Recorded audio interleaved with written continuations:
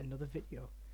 I'm sorry for the long hiatus. I had, we are doing something new today. We're going to be starting a new series I'm going to call Defending Kenny.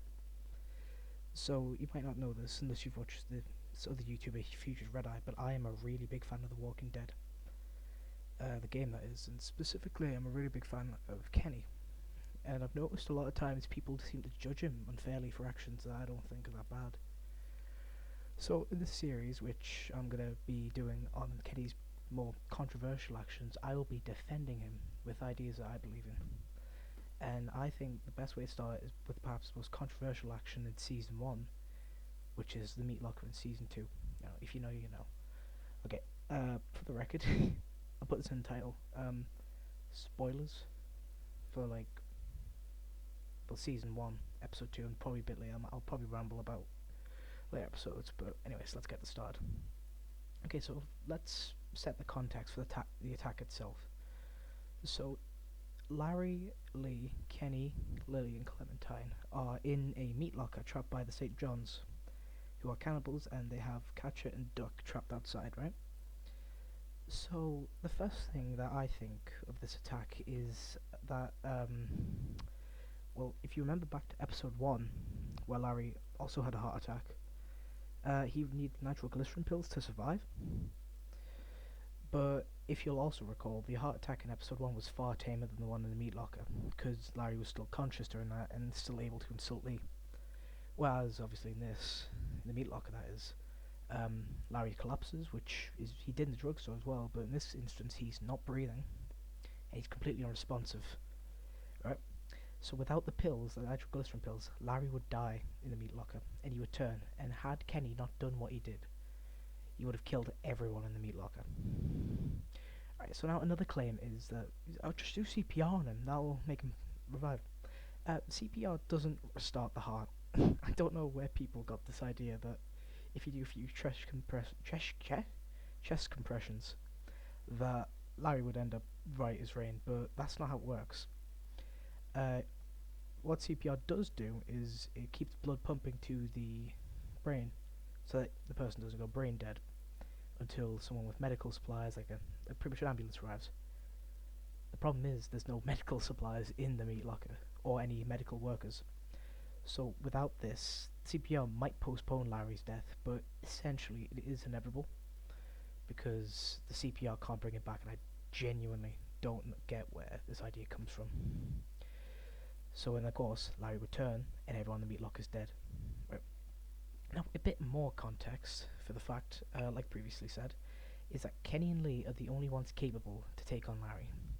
They're both average men. Maybe in Lee's case, he's a bit bulkier.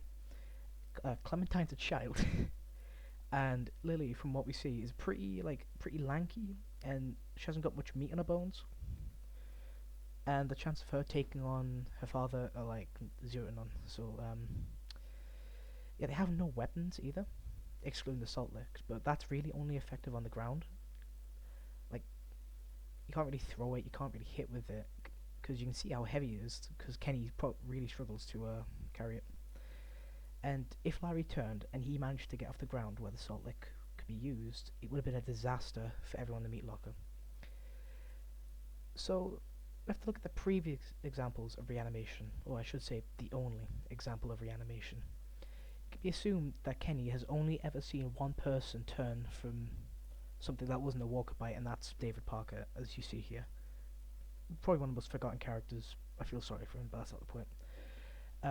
If you remember, right, we don't actually know when David died. For all we know, David could have died right after Lee cut his leg off, or he could have died when he was put on the truck, or he could have died seconds after Catcher found him. But I think it's implied that he was alive when he was on the truck, but he just bled out. And because of this, Kenny is unaware of the reanimation speed. So logically, he doesn't know how long it'll take from death to reanimation. Because here's something. The Walking Dead games are set in the comic universe, and in the comic universe, skip ahead a little bit if you don't want spoilers for the comics, but Carol dies in the comics, and she has the fastest reanimation time. I think it's something like 30 seconds from death. which is ridiculous. And if that was Larry, then, well, pretty much what would happen is you would have killed Lily, and then everyone would be dead. Like, yeah, see, Larry could pop up and attack Lily the same way that David attacked Katja.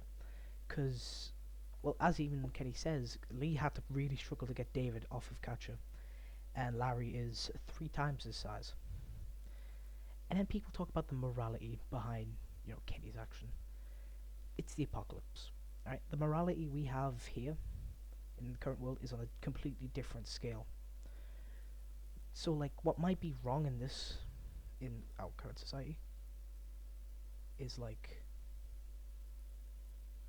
not on the same scale. It's morally wrong to kill a man in front of the little girl and the man's daughter. Well, I say it's more morally wrong to let them two be torn apart by the same man. Thanks for watching. Let me know what you think. Did I convince you, maybe? Do you have any counter arguments to make? And what other actions Kenny takes would you like me to do a video on? Let's also make sure to like and subscribe. It really means a lot. I know that I don't have the most active schedule, but with more free time, I'm hoping to actually maybe make something of this channel. Alright, have a good day, everyone. See you later.